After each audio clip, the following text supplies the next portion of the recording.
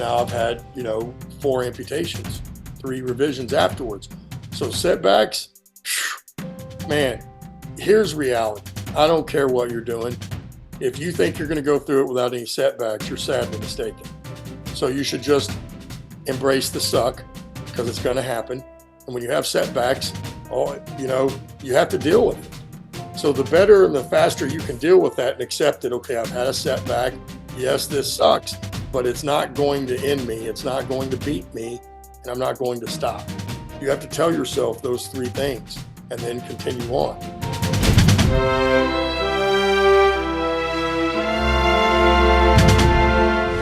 Welcome to Mindset Lessons from the Field. I'm Gina Cazazza, the author of the upcoming memoir, Training with a SEAL. And today on the show, we have a retired Green Beret Special Forces Communications Sergeant who enlisted in the Army on September 11th and graduated Special Forces March of 2006. He was the Director of Program and Services at the Green Beret Foundation. And currently, today, he spends his time working with Adaptive Training Foundation, where he helps mentor others and gives back not just to veterans, but also first responders and civilians. Ladies and gentlemen, I introduce you to Randy Nantz. Randy, thank you so much for being on the show. Well, thank you for having me, Gina. Yes. I'm excited to talk to you. First of all, your story is awesome. It's an incredible story. And I want to get right into it because, well, you joined the service in September 11th. I mean, it was like, that was the pivotal moment where you're like, my country needs me. I'm ready to go. And you had a family at that time. And if I am correct, you were also in your early 30s. Is that correct? Yep, 33. Yep, and had two children, that at that time were 1 and 6. Wow. Oh my gosh. You went overseas and you were working with special forces, right? And you realized like, these are the guys I want to be more around compared to the people you were currently with. Is that correct? Somewhat. So I was a private in 3rd ID. I was in the infantry. I was just a regular grunt private, where we did come into contact with some ODAs a couple of different times, but I didn't specifically work with them. But enough and close enough, it didn't take a rocket scientist to look at me and, the dudes I was with and look at those guys and go, man, that's where I need to be right there. Because I could tell, one, from their equipment, how they were dressed, but then the autonomy they had, you know what I mean? I was a private, you're locked, even in combat, you're pretty much in a little box. You don't know a whole lot either. You only have enough for that day, basically, and what we're doing. You don't really have this freedom to go move and make decisions and that kind of thing, which I noticed that they did, and all our officers and commanders were listening to these guys, and so that's where I came into contact with them. And I'm like, okay, because originally on it, when I first went in, it wasn't till I September 11th was the determining factor. But it wasn't until the 27th of September when I went down to the MEPS building in downtown Dallas and signed the paperwork. And so I wanted a Ranger contract at that time. I wanted to become a Ranger.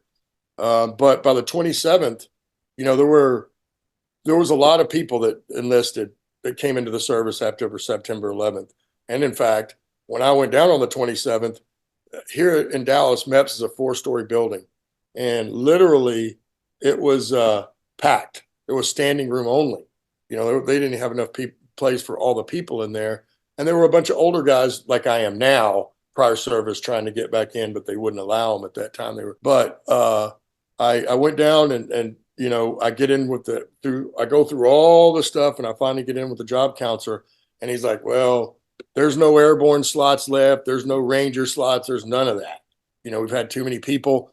But then he sells, I've got it, but I got a really good deal for you. And it comes with an $18,000 sign-on bonus. So I'm not sure I heard anything after that.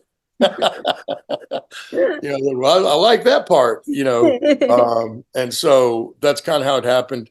And then he had me, I didn't go unassigned. You can actually sign up and put unassigned, and somewhere in your journey and basic training, they'll figure out where you're going to go.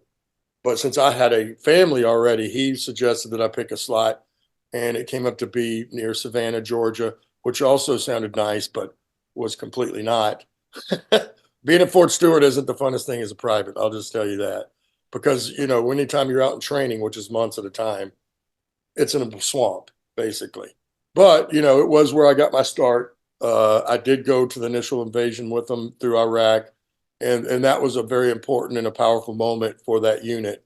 And I was in 2-7 Infantry, and the cool little fact about them is, in the Army, when you have a battalion or even a company, but they have their colors, right? They have their flag, and then they'll have streamers. All these streamers are what battles they've been in, and 2-7 has, their streamers are like this wide and they're probably this long, but it had about this many because it goes all the way back to the War of Independence. We are called the Cotton Balers, and the reason 2-7 Infantry are the Cotton Balers is because we're the same unit that hid behind the cotton bales in the War of 1812 when the British came back to try to reclaim us. So that it's a pretty cool factoid or history fact about the 2-7 Infantry where I started out. But when I got back, I made plans to go to selection right away, and that kind of started the journey there. So I want to ask you two questions from that. So number one, what did you see aside from, was there any physical trait or trait that they all seem to have, like personality wise, that you saw in them that you didn't see in the Green Berets that you're working with, that you didn't see within your team?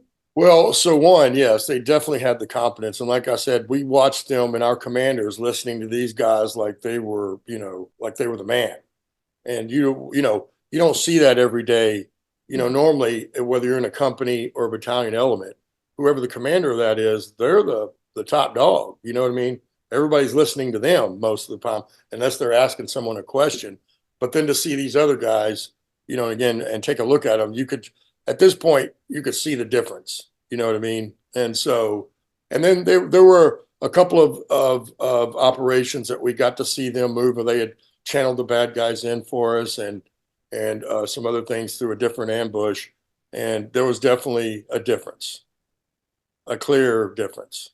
Now, when you went into Special Forces, you were how old? So I went through the Q course at 34 and 35 years old, basically. That's a huge jump from what normally people go through, and what you're about to go through during that time is not easy, and it takes a really big toll on the body. So when you were ready to go to Special Forces, did you do training up to that point? What was it like for you? Did your body break down at any point throughout it? How did you keep on going? Because a 34-year-old body is very different from a 20-year-old body, or a 24-year-old body, or even a 7-year-old body. Yeah. Yeah. Remarkable difference, in fact. Yeah. So once I got back and I went and talked to the recruiters, because SF recruiters are different than your regular recruiters, right? They're not showing up at the high schools. Mm-hmm. These guys are on installation. So Fort Stewart actually had an office where there were 2 or 3 Green Beret guys that are now doing recruiting time. Because in your military career, it doesn't matter, certainly in the Army, even if you're an operator, you either have to go do cadre time or you have to do recruiter time. So either be a teacher or recruit. And so these guys picked recruiting, and they were on Fort Stewart. Once I went and talked to them, then all the time, all I was ever doing was, doing push-ups, pull-ups, running, and rucking with weight.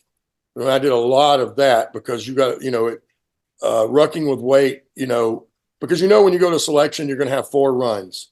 You have 2 short runs and 2 long runs. Same thing with the ruck marches. You have 2 long runs, 2 short and 2 long. You don't know the distances. They don't tell you. I don't know to this day. I know the long ones, they were long. The short ones seem fairly long. So I all the way up until I showed up to the Q course, that's all I did. And then lunges. Did you do that on your own, or did they tell you? No. This was an addition. Yeah. You doing all this on your own. First of all, 34-year-old mindset, very different from a 24-year-old mindset. I feel like you have a little bit more maturity. You have more self-discipline, hopefully, by this point. How was it for you, like, sticking to that, especially someone who has a family? You know, what you're about to do is not easy by any means. And how was that for you? Well, so it was because, well, the good thing about it was for me, I was in the Army. And once I passed selection and I came back to my company, they were basically like, well, all right, good job, buddy. They didn't want, they were kind of hoping I didn't make it. They really even told me, some of them like, look, Nantz, people go all 21 days and don't get selected. And we've had all kinds of people go and they don't get selected. And I'm like, hey, I get it. I get it.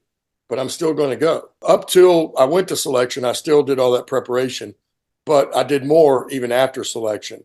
But that's because once I got back, my unit was like, almost like I didn't have a job for a few months. It was Did kind of that crazy. fuel you then to Oh yeah. Well, I want just to did more. get through? I just trained more Yeah. because I didn't have anything to do anyway. I was training. And then I also, after hours and weekends, my ex-wife then and kids went with me. We went and did the runs. We would do the ruck marches, and the kids would be on bikes. If we were running, my ex-wife would be on a bike. I would be the only one running. Now, how did it feel for you, and what was going on in your mind when you're essentially, your team, which at the time, any career and job, when you're with your coworkers, it's like this little family in a way, how did it feel knowing that they abandoned you and was not looking for you to succeed? Well, so they didn't abandon me, but what they were trying to do beforehand was so that in case I didn't, maybe I didn't just crash mentally. I don't know. But I know that they were worried that I would go and not get selected and then I would change. I'm not sure. Afterwards, they were happy for me. And it's kind of the way it goes, like when you're going to be retiring or when it comes and you've got orders and you're going to be going to another installation. There's a certain period of time your job just says, well, all right, go do what you have to do, take care of business. So in the end, they didn't abandon me. I thought it was pretty cool, actually, because I didn't have to show up at formation every morning. I didn't have to go do all the things they were doing throughout the day. And so I just went and trained, because I knew it was going to be tough, and then even when I went to selection, that was 3 weeks. It was tough because one, I went December 5th is when I took my PT test in 2003. It was December 5th. I went down to the recruiter station. They took us and a group of guys that they wanted to test out, and we all went and did our PT test. And so after that's done, I easily passed because I maxed mine out. As soon as that happened, they took me back in. Okay, you're in, no doubt. And so they said, well, when do you want to go? I'm like, man, when's the soonest I can go? And they're like, all right, we like this kind of guy. That's the kind of answer we want to hear. And they have this old crusty dude in the corner that's in his desk but facing the wall, and they ask him, and he's like, he looks up at his calendar and he says, well, we might still be able to, if we get the paperwork in now, we might be able to get him in the January class. And I'm like, that's it, sign me up, and the old dude wheels around in his chair, wheels around. He's like, look here, buddy. And he said some other words, of course. Don't you be having me fill out this paperwork if you're not going to show up. And I said, hey, listen here, buddy. I told you I was going to be there. I'm going to be there. So then I leave and I'm all, who does that guy think he is? But then I go home and I start thinking, oh, crap. The farthest north I've been is Georgia, where I'm at now. I grew up in Southeast Texas, you know what I mean, and North Texas. So I was like, man, it's going to be cold. It's January in North Carolina at Fort Bragg. This is bad. So I think about it for a couple of days and I'm like, man, I can't back out. Now I can't tell them I need to go in March. You know what I mean? A better weather patterns. And so I'm like, dang, man, now I already told that guy I'm going to be there. He's doing the paperwork. So I'm like, well, I'm just going to go up there and ask him what I need to do to prepare for it. I go in and luckily for me, there's only one guy. I'm like, perfect. I don't have to do this in front of everybody. I'm like, so I looked at him and his name was Sergeant First Class Pumphrey. He was a 7th Group guy that was from Bragg. At that time, 7th Group was still at Bragg. and he was on a dive team. So I knew because I saw the pictures behind his desk. And so I said, hey, son. He goes, what you got today, Nance? What do you need? I said, well, Sergeant, I realized that, I'm going to be in North Carolina in January and it's going to be freaking cold. And I'm a Texas boy. So, what do I need to do? Is there anything I can do to prepare for that? And this guy lets out the heartiest, the biggest laugh you've ever heard in your life, man. He is just laughing, And when he stops, he says, look here, you can't prepare for suck. You just have to embrace it. And I was like, oh gosh. That was the first time I'd ever heard, you have to embrace the suck.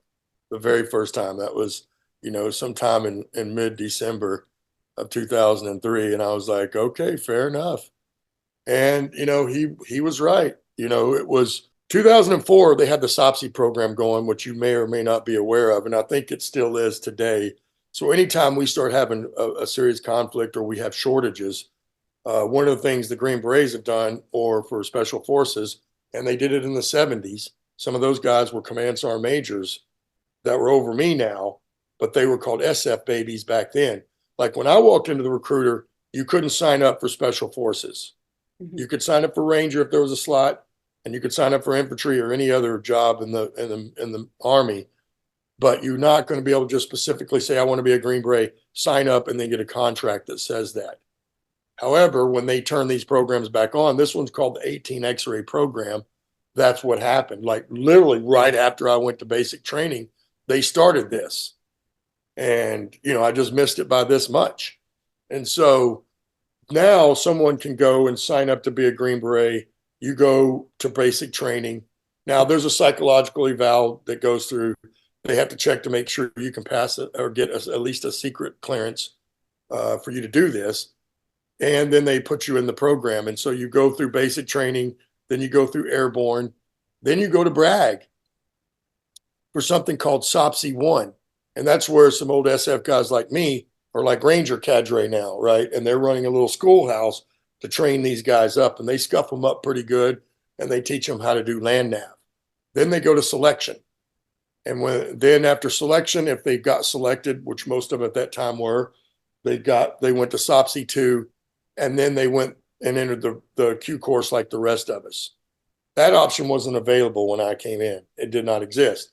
Literally weeks after, when I was in basic training, it came available. And so I wasn't able to get into that. But when I went to my cadre that I told you about that were the recruiters, they told me about these guys. They said there's going to be a bunch of 18 X-ray guys there, young kids. They're going to be physical specimens. They will have went through basic training, airborne, and now SOPSI 1. Don't even try to keep up with them. You just let them go do what they do. What we're looking for is consistency. So do your job, do the best you can, and then, you can't have one fast run and one slow run. You know what I mean? They have to be consistent. You have to, because it's the same reason they don't tell you how long it is or anything else. They just tell you start running. If there's a turn, they'll be notated by cones, or there'll be a cadre there telling you to go to turn. And otherwise, you run until you find all the cadres and trucks. And so you have to be able to motivate yourself, basically, is what that is. So, you know what I mean? If you don't have any other information and you don't have anything, will you still push through and drive as hard as you can? And that's kind of what they look for in selection, right?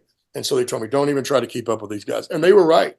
These kids were physical specimens. It'd been a couple of years since I'd been to basic training. Now, if I'd have went to basic training airborne, SOPSI 1, I would have been right with them.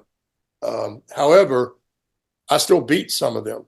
And it was so cold that year in January, for the first time ever, some of those guys quit. Some of the SOPSI kids quit in the middle of all the snow and ice that we had during that selection. It was ridiculous. It was very cold. Like the day we did the obstacle course, it was 19 degrees. And it's like every other special operations course. They don't care what the weather is outside. They don't care how cold or hot it is. You're wearing the same uniform, and you can't wear any snivel gear. So any of the stuff that would keep you warm, you don't get to wear. And so it was very, very, very, very cold and brutal, in fact. So couple of things I want to ask you from that. Number one, you said you need the mindset and the motivation to push yourself to get to the end of the race and all that stuff. And then you also said, from Texas, I'm not used to the cold. I have to learn to embrace the suck. Let's go on two things. Number one, how do you push yourself and motivate yourself to keep on keeping on? And then the other thing is, how did you deal and handle the cold? Were there moments where you were like, where it was on your mind 24/7, where you were about to quit, where anything like that, in terms of how did you get through something that was not something you were prepared for? The first thing is, yes. One, I think one of the things that's detrimental to having that push and drive is you have to really want it. You have to want whatever it is you're seeking. You have to really want it, and it has to be more important than anything else, which is why they want you to still be able to push and why they don't give you any information. You know, anybody can go if they have all the information, they know exactly how long they have to go and all this. It's how most people won't just push themselves through something if they don't have all the answers. And then when it came to the cold, man, it was brutal. It was very, very cold.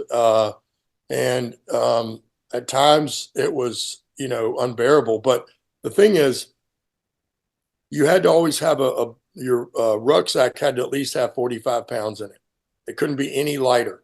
And there would be times that they would just spot check you on the site and come weigh it. And if your ruck didn't weigh, that was an honor violation. You got kicked out right then.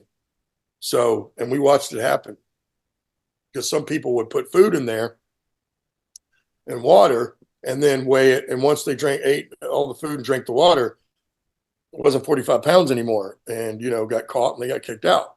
So you have to really want it. You know what I mean? It has to be important to you.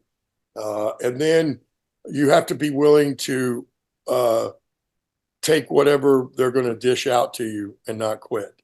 You know what I mean? You have to have a no quit attitude, no matter what they do, no matter how long they smoke me, no matter how tired I get, no matter how cold it gets, or even in that fact, how hot in some areas, you're just not going to quit.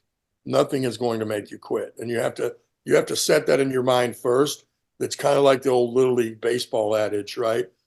You have to know what you're going to do with the ball before, when the pitcher's throwing, you have to know beforehand what you're going to do with the ball if it's hit to you. It's the same concept. You have to know that you want this and that it means something to you and that you're going to do it regardless. And certainly in any kind of special operations, whether it's selections or any of the training of, or the train up to, just like once you pass selection, you're not a Green Beret. You still got to go through 2 years of courses to get there. So, it is. And I will say there was a moment on the STAR course, which is land nav portion, right? And they wake you up at like 12 in the night and they kick you out at 1 in the morning and you start going and finding, and you got 4 points to find in a very large area in the woods. And I remember I had gotten lost, or I'd overshot my point, right? And now I wasn't exactly sure where I was. It's in the middle, and it's pitch black. There's no light whatsoever. And I'm in the middle of the woods in North Carolina. It is freezing cold. And I overshot my point and I started getting frustrated, and started getting mad. And it took me a minute. And so I had to sit down and I actually used the restroom. And then I sat there for about 10 minutes, and let myself calm down and become relaxed. And I was like, okay, what do I need to do? And then I realized, okay, I need to find a known point on the map, but something that's close to me. So when I'm looking at my map now, I do see there's a church that's not very far, and I'm probably not far from it. And I do find the church. So now I know where I'm on the map again. And then I just shot, an azimuth back to the point and went back to it and got it, but it was in that moment, those 10 minutes, a lot of people quit. There was a lot of people that got to that moment in the Q course and then just stopped. just figured this, okay, this isn't for me. I don't know what they thought, but we know that people had quit doing that. I heard the stories, and I tell people all the time, being out at Camp McCall is where all the Q course takes place, and it's 45 minutes outside of Fort Bragg. And you can feel the misery coming out of the ground when you walk onto this place. And I didn't really understand that when I first got there. But by the time I spent 2 years there, I'd seen more grown men cry like babies because their dream just ended. I mean, a legitimate cry that, I still haven't seen that to this day again. But in those 2 years, I saw it quite a few times. And it gives me chill bumps thinking about it right now. You know what I mean? Because honestly, I probably would have cried real tears if my dream ended right there as well. But I just wasn't willing to give up on it on times that it got hard or I got lost. Did your body ever break down on you? Was there, Oh, yeah. you're Yeah. 34, like you said, don't even think about keeping up with these guys. What happened physically to you during training? Not at, like, I want to know during the training part, what was breaking? Mine came fortuitously because uh, there was a point before we hit the STAR course, they send you through these practical exercises. They're PEs, right? Practical exercises. And so these were little things to train you up on land nav, because one of the things they do is they take you, if you didn't, it's probably best if you didn't know one thing about land nav or a compass. And then they take you through the schoolhouse portion where they show you how to use a compass.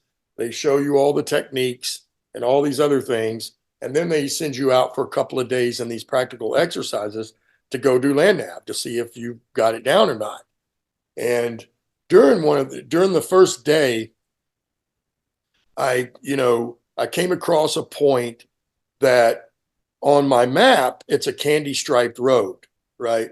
And a candy striped road, for all we knew, were hardball roads. All like the freeway or the highway, the North Carolina State Highway, that was one of the cutoff areas that you could not go past, was a candy striped road on the map. And it's because it was a highway, it was a paved road. Well, I'm looking at Candy Strap Road and my point's right next to it. And I get to where there's a road, but it's an improved dirt road. And I didn't know that they could count those as a candy striped road either. So I'm thinking I need to keep going. And I passed this point up. And it turns out I only get 2 points because of it, because I go another click and a half and hit the hard ball. And now I know it's not the right spot. And I go all the way back, and that was the right point. We only got 2 that day, so I had to get special treatment after that. I got 2 out of 4. So the next time I'm out on my own, same thing happens. Around my second point, some reason I get lost, I get mad, I get confused. I dial myself back in, and I get the second point, and now I've got an hour and a half time left of the block. And I look at the point the guy gave me, and when I put it on the map, it's 6 clicks away. That's 6,000 meters. That's a little over a mile. So I know I've got to hump it now. You know what I mean? Because walking on the road is completely different than walking through the woods. You know what I mean? There's walking through terrain. You're not just going to hump out and go do a mile in a few minutes. That's not going to happen. And so I knew I was going to have to run.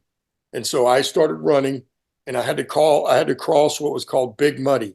There's a ton of draws in the woods here, which is why people get lost.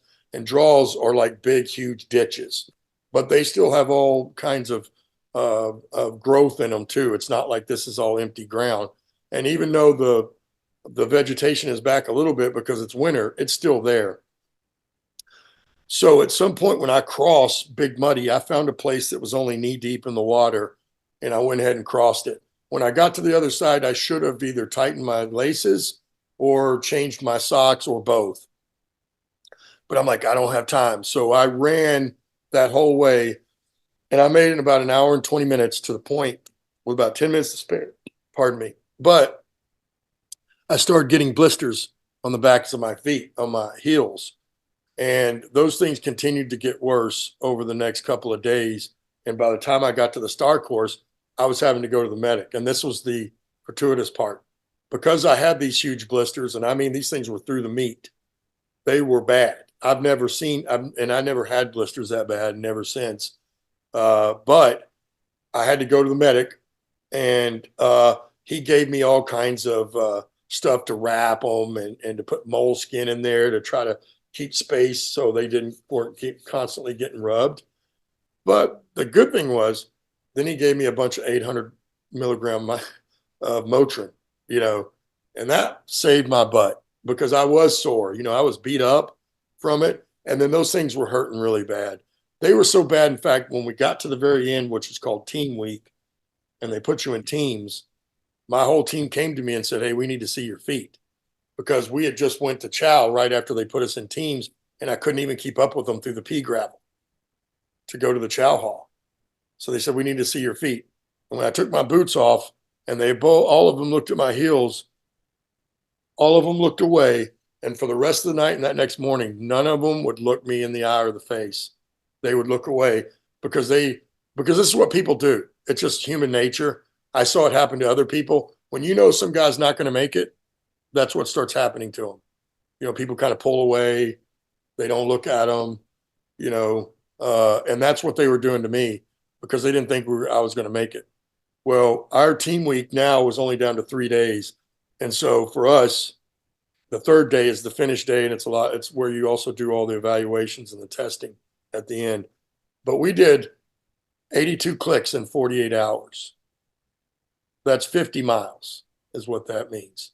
And we did that in 48 hours because the way it works, of course, it's selection. You know, we got our first mission as a team. They give you your point. They give you a time frame, and you have to make it there, right? And so I think we made our first one on time, or maybe a little late, but it was only about 3.5 clicks. Then it went to 5 clicks, then 8, then 12, then 12, because then they give you shorter time frames that you're not going to make. And so then you get penalized. And so we were penalized all the way through. And I was not the one holding us back. You know, by the time it was over, we went to sleep at 3:30 in the morning, and we had to be back up at 5:30 so we could meet our cadre for the last event. We didn't know it was going to be the last one. That's what it turned out to be, thank goodness. But we had to meet him at 6.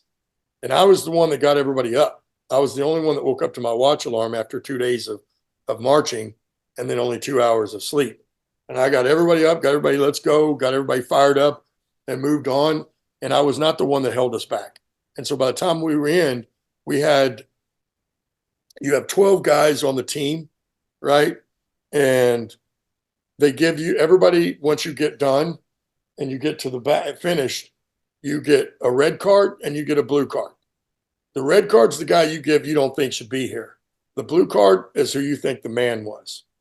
You know what I mean? And I got 7 out of 12 of those blue cards and no red cards. So How much pain was your feet in? Oh my gosh, man, it was How brutal. did you keep going? How did you push it out of your mind? Tell me about that part. Well, you know, there were times that I was able that did help for minutes. But if we got anywhere near water, I would break the ice and stick my feet down in there the whole time we were resting, 5 or 10 minutes. And then they would be numb by the time I would left. But even that brings it to challenges. But again, it comes back to I was not going to quit. Nothing was going to make me stop. Nothing was going to make me quit. And nothing was going to make me fail. So no Did matter you what. think about it at all? Did it come in and you just had to push it out? Oh, yeah, Every time you thought absolutely. about the pain, you had to push it out? Honestly, I prayed a lot. Yeah. I would pray because that's what I grew up in church. So that was something that it brings me strength. And so I would pray. And then other times I would use the old self-talk adage. Instead of cussing myself, I was telling myself, good thing, you know, you can do this. You got this. It's only a little bit further. How? And you know, the old adage, hard times don't last, hard men do. Or hard people, I should say, in today's times. But that's the truth of the matter. And so I kept pushing. That last event, in fact, was we had to put together these huge pipes and a plywood over the top because we had all this product to carry. And I want to say it was probably 400 pounds worth. And so I saw pictures of selection not long ago. And excuse my French, but these bastards had wheels. We got to put wheels on there. We had no wheels. We had to carry it on our shoulders. And in fact, we had to put enough people to carry this load underneath it. And then everybody else that wasn't carrying the load had to carry somebody else's pack. So the people that weren't under the load, which was extremely heavy, even with all the guys we had under it, you had 2 backpacks full of, at least 90 pounds worth of stuff on you to carry along with you. So while we moved this thing, I want to say a couple of miles up the road, no joke. And we had one guy that had one little tiny blister he was an E6. I was an E4 at the time. This guy's a staff sergeant. He's an E6. He is a supervisor. He's a leader, supposed to be. And he cried and whined about this one little blister the whole way. I can't tell you how many times, I still remember to this day, he would start crying and I would see people look over at me.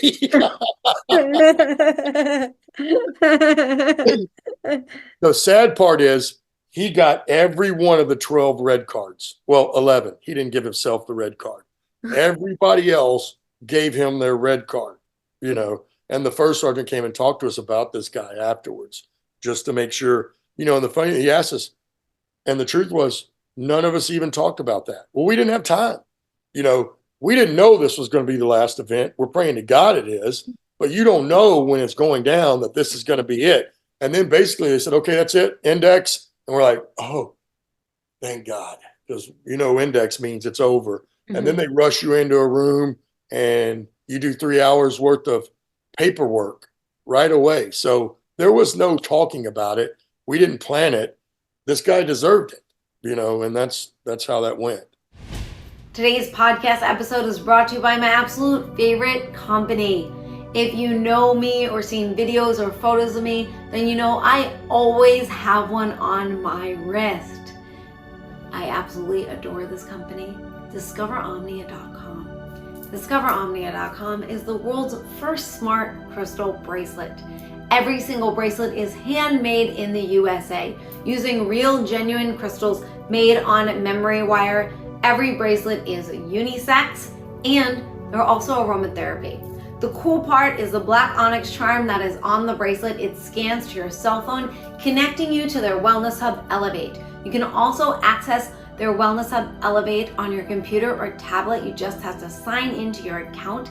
The bracelet gives you a 12-month membership. It has over 200 pieces of self-care content, from motivational tips, meditations, breathing exercises around the theme of your bracelet, printable journals, and so much more. The content is ever growing. And that's not all. The bracelet also gives you lifetime access to their Elevate Together Club, which meets monthly via Zoom. Each month is themed, giving you actionable takeaways to elevate your life. And with this podcast episode, you get 40% off your purchase order by using the code Mindset Podcast. Use that code Mindset Podcast for 40% off. Just go to DiscoverOmnia.com. DiscoverOmnia.com, code Mindset Podcast for 40% off. Get your bracelet today. Did any members of your team, did they all make it through? Did anyone quit during that time? No. During the team week portion, no one quit. But the 3 weeks, the time before, mm-hmm. many people quit. In fact, I was on a team. No, I'm sorry, that was phase 2. Never mind. But yes, there would be times, and it was like what you see sometimes in the movie, hear people talk about. You'd go to bed and everybody would be there, or the people that hadn't quit yet, and you'd wake up and there'd be 2 or 3 empty bunks. Where in the middle of the night, they just got up quietly, packed their stuff, and headed over to the tent. That meant you were a voluntary withdrawal. So you said something really interesting that I feel like a lot of civilians and just every person can kind of relate. I say all the time sometimes, I just wish I had a crystal ball to just see, like, am I going to hit the target that I'm heading towards? Am I on the right path? Like, I just want to just give me a glimpse. If not, then I know. If I am, great, but I want to see it. And the thing is, sometimes it's really, really hard to continually move forward towards a target, towards a goal, to the end of your journey of what you're trying to accomplish without knowing anything about it, without knowing when you're going to hit that end? How do you trick your mind into continually going even without having no control about everything and not knowing anything? Everything is completely in the unknown. Well, it comes down to, yes, you do have to want it, but you're right. In those moments where you start to have self-doubt or you start to wonder, and I think that's why they do it, that you don't have all that information because they need the people that are going to at some point go, you know what? I have every confidence in what I'm doing. I know I'm doing it right and I'm doing the best I can. So I'm just going to keep going. And if it turns out that I missed the mark, then so be it. I did the best I could and I never gave up. But I still believe there's a strong possibility we're doing this right, we're going to be right, and we just keep going. You have Now, to push all that self-doubt out. You have yeah. to push out the, man, I need to know all this information or I can't do that. If you can't do that, you're not going to make it. You're just not, because and some people are that way. You're right. Some people have to know that information so they can push themselves to it. You have to be able to push yourself when you don't know all that. And that is a very hard place to do that. And I think it is what separates the men from the boys, so to speak, or the doers from the not doers, or the talkers, we'll say. Yeah. The Well, doers and the the unknown, talkers. it's the unknown. The unknown is absolutely terrifying. But when if you think about it, like from birth, like most things you do, it becomes unknown, like, That's right. and like I remember my parents put me in soccer when I was 5. I didn't know what soccer was. I didn't know anything about it. That's the unknown. And it's the same thing as you progress throughout life. But the thing is that like as you progress throughout life, you also develop more and more fears. And Yes. those fears stop you. And again, it's just getting through that unknown. And I want to segue into your story on what happened to you in combat. Let me just quickly give a brief overview on the fact that you graduated Special Forces March of 06. Yes. That same year, December of 06, you were in an accident in combat that ended up taking your leg, correct? Well, Well, it it's wasn't an up to the accident, but knee. It was the yes, knee. there was an event. The blast that happened where you got burned from the knee to the ankle, 3rd-degree burn type deal. It was very serious. You were in the hospital. And I mean, that ended your career. Was it you retired that later, the following year, right? No, I didn't medically retire till 2012. 2012. Okay. So, it did effectively in my military job and eventually my military career. However, you missed one of the most important parts. So today, and I tell people all the time that it removed pretty much 50% of each cheek as it went by. So now I'm a legitimate half-ass. So, that's the truth of the matter. Now, normally I get a much better laugh out of that, but, usually it's in front of a lot of people. And it's amazing how many people laugh at that, but it's true. So, yes, I was it's called an EFP. So it's still an IED, a roadside bomb, but it's the more deadly one. It's definitely the more damaging one. And it's a shape charge. What that means in engineering terms is all the energy is focused in one direction. Like if a mine blows up, the energy dissipates in a 360-degree bubble, right? Well, now this weapon system focuses all that energy in one direction. It's kind of like driving in front of a cannon when it goes off. And they do have a copper plate on the outside because copper heats up so fast. And it basically turns this thing into a gas bullet because the copper heats up to its gas and then it goes right through. So we don't have a vehicle, not the M1 Abrams, not any of the RG vehicles, not one vehicle in our arsenal that this thing didn't go in one side and out the other. It's that dangerous, it's that deadly, it's that powerful. So fortunately for me, it grazed me and it only took off my rear end. Many guys that survived this are missing both legs. And many people that didn't survive it were cut in half, literally, in an instant. Now, you said something where you just said, I'm grateful that that was all that came out of that. But when you were in the hospital and going through all this, it was super difficult. You're in a lot of pain. Oh, It man. took 2 to 3 years to get over that initial injury, and then you went through years and years and years of still like of going through all Yes. that. Yes. So let's talk about that time. Let's talk about the fact that it was your first year. You finally get into special forces. You finally got the position that you were going for 2 years, and then all of a sudden an injury happened, and out of your control, and now you're in the hospital and you're in excruciating pain and you don't know what's going on. What you said, you were angry a lot. So what was going on through your mind, and how are you getting through this? Well, the strange part was when it happened, and I was fully involved. When my legs went on fire, they were on fire.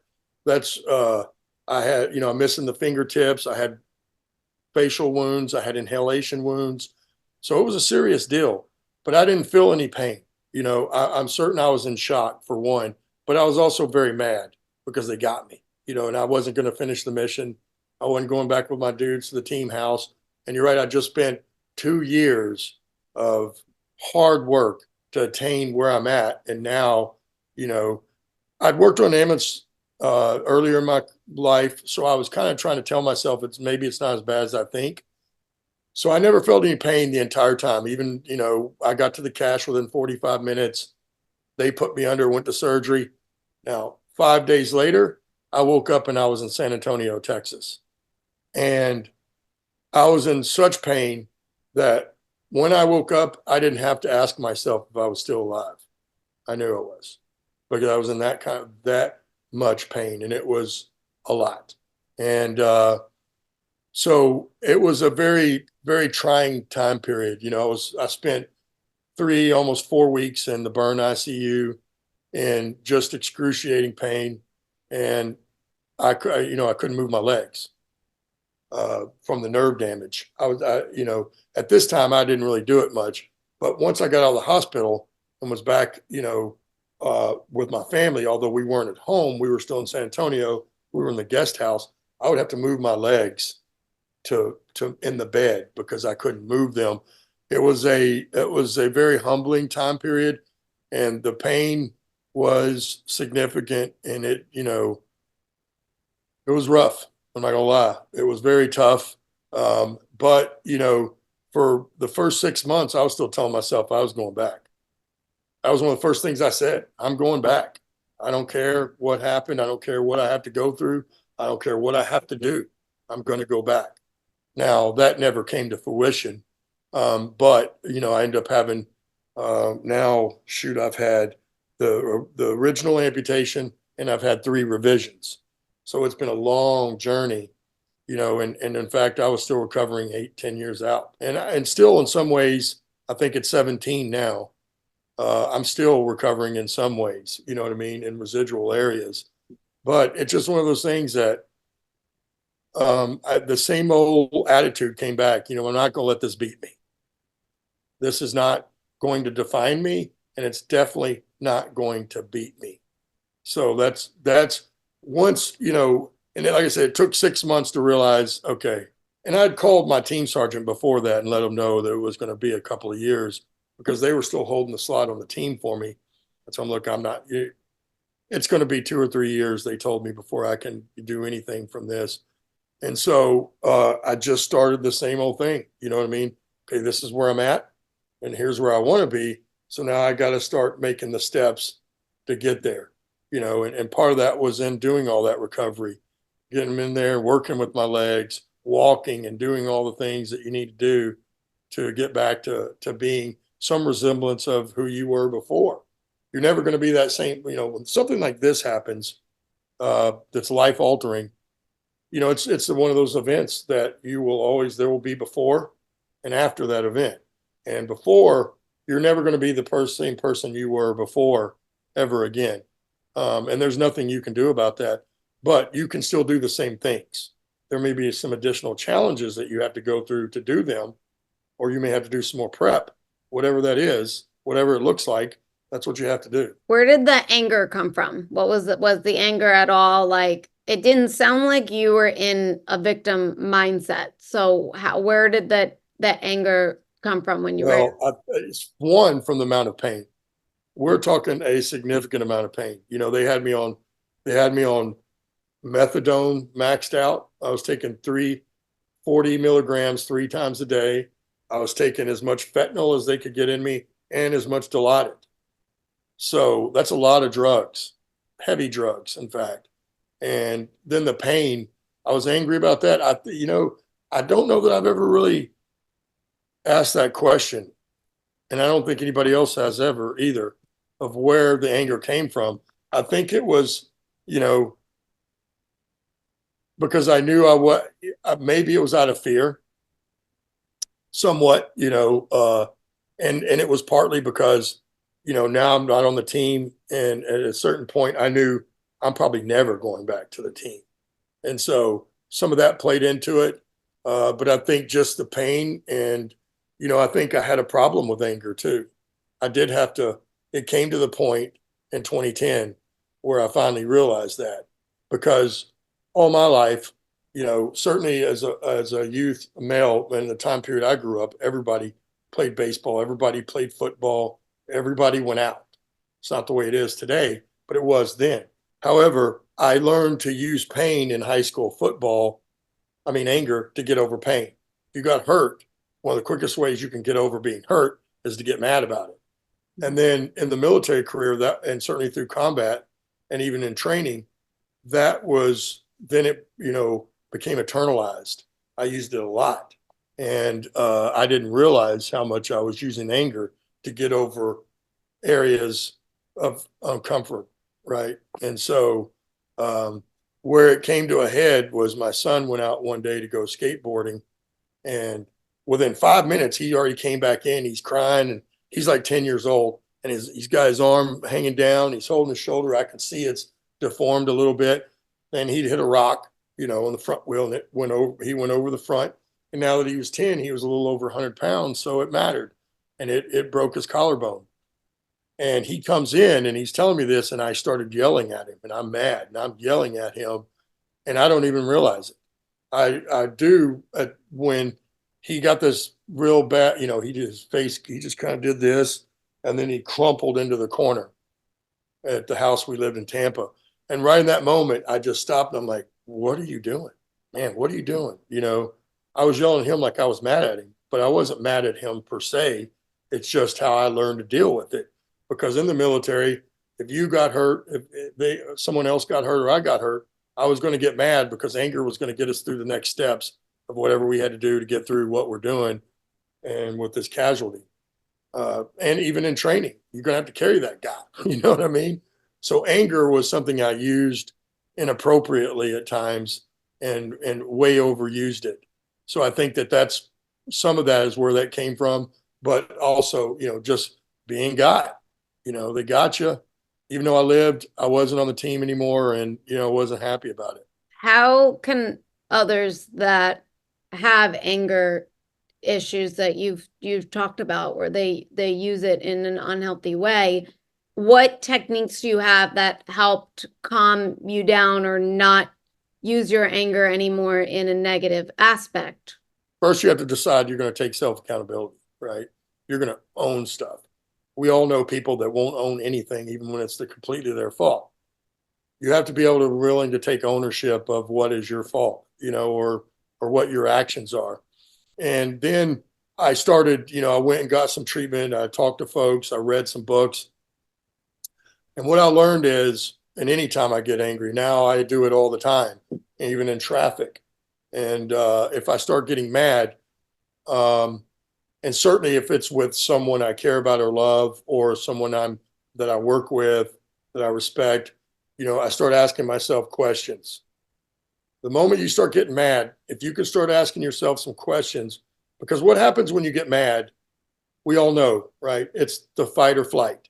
That's what happens. When you get mad, that's your body goes into that mode, fight or flight. So all the blood leaves your brain and goes into the big muscles of the body. So you can't think properly. So the moment you need to be able to think in your brain the most, all the blood just left it, so it's not functioning properly. But if you are quick enough to ask yourself a couple of questions, then you start making yourself think, and it brings the blood back to your brain. And so, you all kinds of questions you'll have to come up with your own.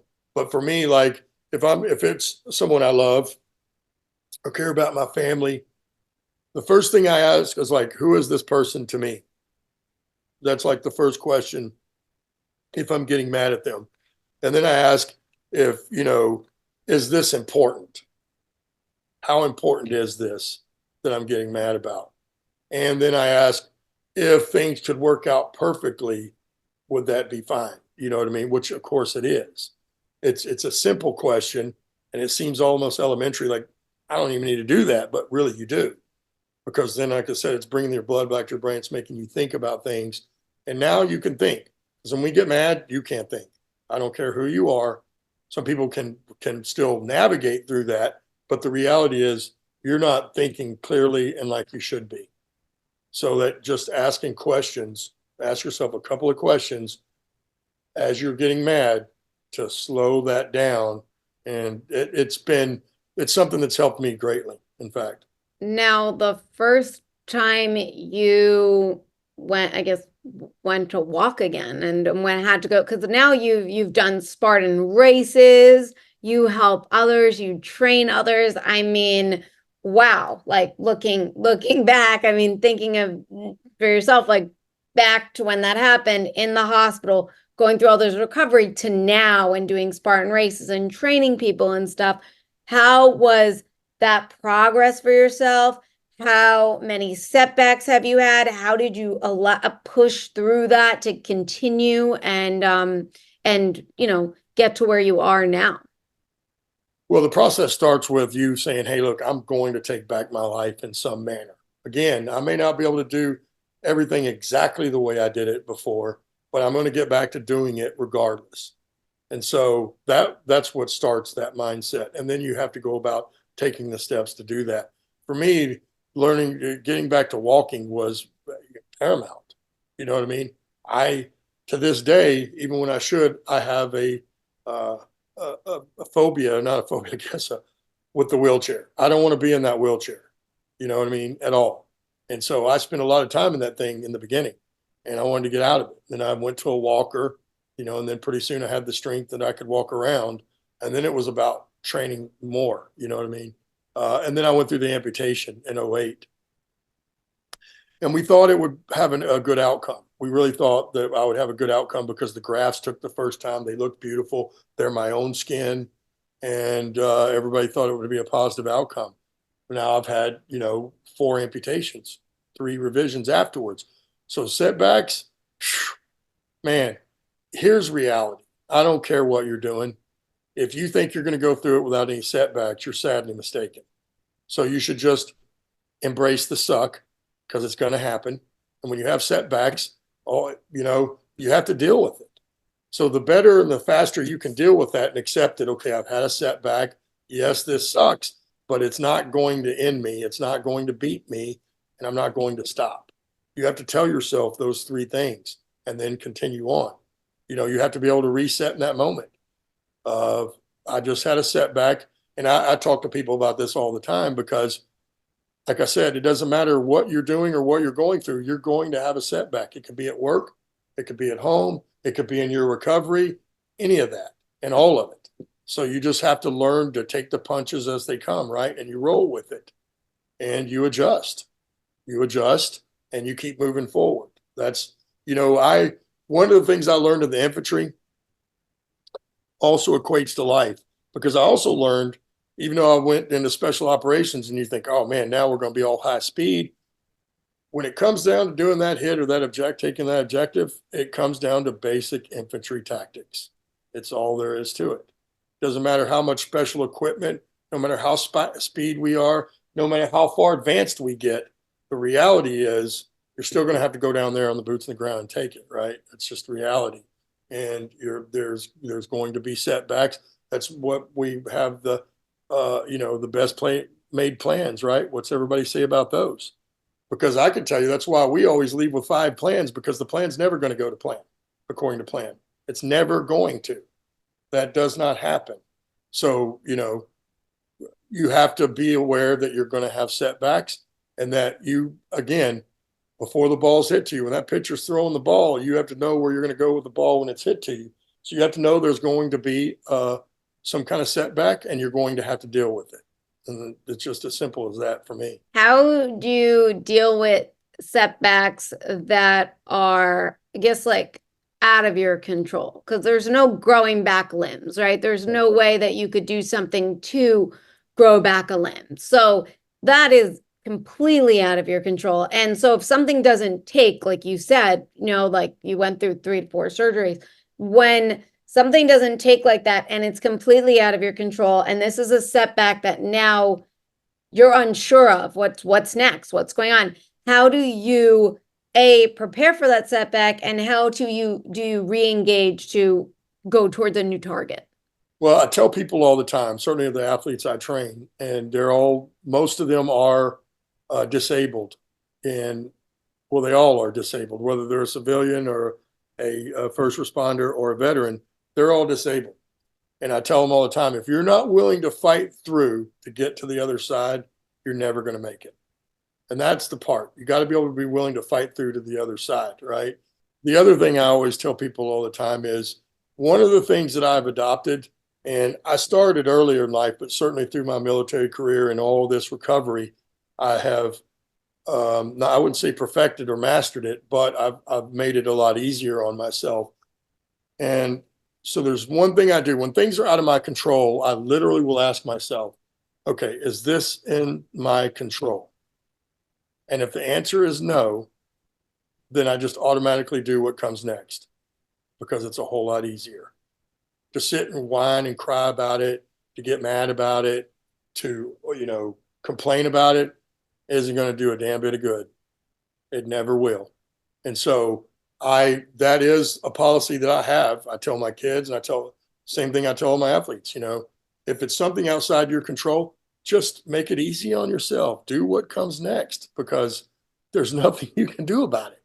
If there's something you can do about it, if that answer is yes, then by all means, go do that. But if the answer is no, when you ask yourself, is this in my control? If that answer is no, just do what comes next. Believe me, it would make things so much easier for you. If you had to give everyday civilians advice on, tapping into untapped potential, to developing that grit, to hit that target that they've been wanting, but maybe aren't aspiring to or are struggling with aspiring to hit it, what advice do you have, or what exercise or something can they do on the daily to strengthen themselves and become stronger? Well, one, I would say if you see something like that, then you should seek out people that are doing it already.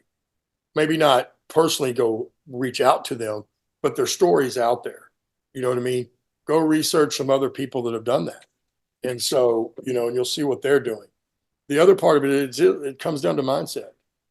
One, and accountability. You have to be able to hold yourself accountable, right? If you're going to set a goal that you want to do this in this amount of time, then you do that and you hold yourself accountable all the way through that. And if you miss or you don't do it, then you have to reset that and start again. You can never quit. You can never give up. If you don't make it or for some reason you failed, try it again. Maybe do something differently when you do it, but try it again. And it comes down to, in those moments, it always, and it's the thing we teach in the gym, going out and physically training hard is hard. It's hard physically, but it's more hard mentally. Why? Because you're going to find out where you're willing to quit, right? Or where you start doubting yourself. You learn a lot of things about yourself in that hard training, mentally wise. And that mental wise even crosses over to civilians. You have to be able to hold yourself accountable to that goal, right? And if there's something you want to do, well, there's steps to get there. So identify what those steps are and then hold yourself accountable to go through each step until you attain that goal. And you do it once, you'd be like when you first teach your kids to do that and they do it the first time, it's like you see that light go on. Wow, that really works. Yes, it does. Because it all starts right here and right here in the heart. and in your head, and you have to be able to, that's the biggest thing, holding yourself accountable to those goals. And what I see in most people that don't do that, they don't hold themselves accountable, and they don't have any problem not holding themselves accountable. Oh, well, that wasn't for me, or they'll come up with some other excuse. That's not true. It's because you decided it was too hard for you. That's why.